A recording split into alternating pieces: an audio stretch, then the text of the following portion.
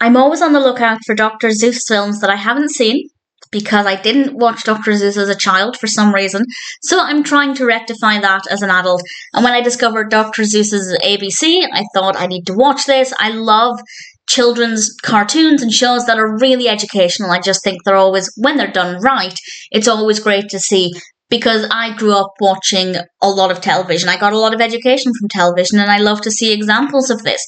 I will say that this is educational, but it doesn't really feel that much like Dr. Seuss.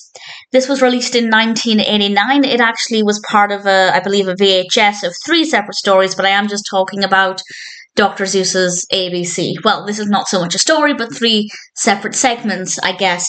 And ABC is maybe 10 minutes at the most. It's not tremendously long. It's directed by Ken Hoin, written, of course, by Dr. Seuss.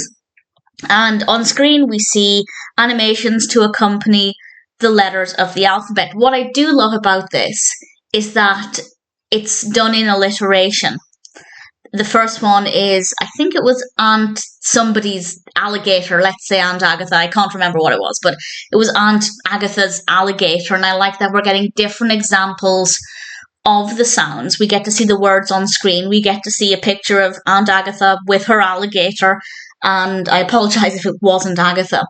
And visually, it looks really good. And obviously, we get to see a capital A and a lowercase a. So the visuals here are absolutely brilliant. And honestly, the educational value is brilliant. And I have absolutely no complaints about that. But as I said, it just doesn't really feel that much like Dr. Seuss. Now, that was always going to be the case to some extent.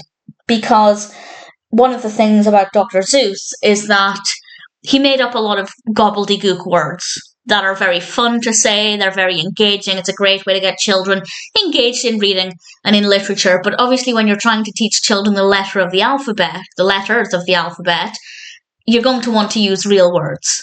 Otherwise, it's going to be very difficult to apply that in the real world. So I understand why it doesn't really feel like Dr. Seuss. Because if it was full of made-up animals and made-up words, it would be difficult to apply in reality. But at the same time, really, is it something Dr. Seuss should have even created if it wasn't really in the Dr. Seuss style? Well, yes, I think it is worth creating. I think it's maybe just worth bearing in mind that if you're in the mood for Dr. Seuss, then this might not be the best one to go for.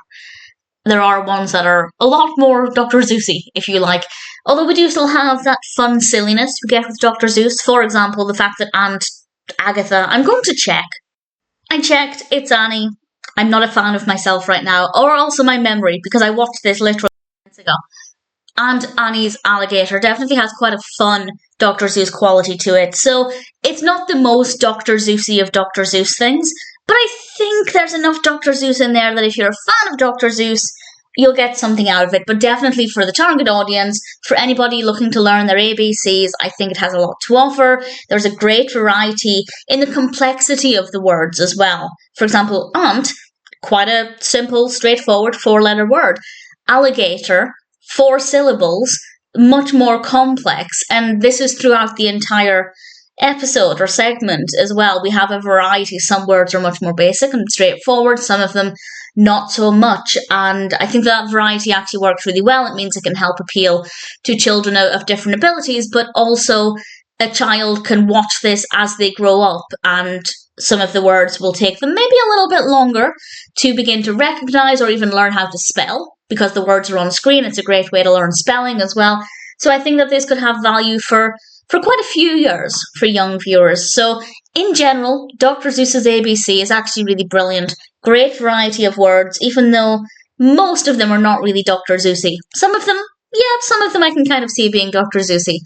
But for the most part, not really. But again, as I said, I completely understand why that's the case. And then the animation itself is very sweet and delightful. So if you're a Dr. Seuss fan, sure, check it out. Certainly for young children and anybody learning their ABCs, I think Dr. Seuss's ABC definitely has a lot to offer.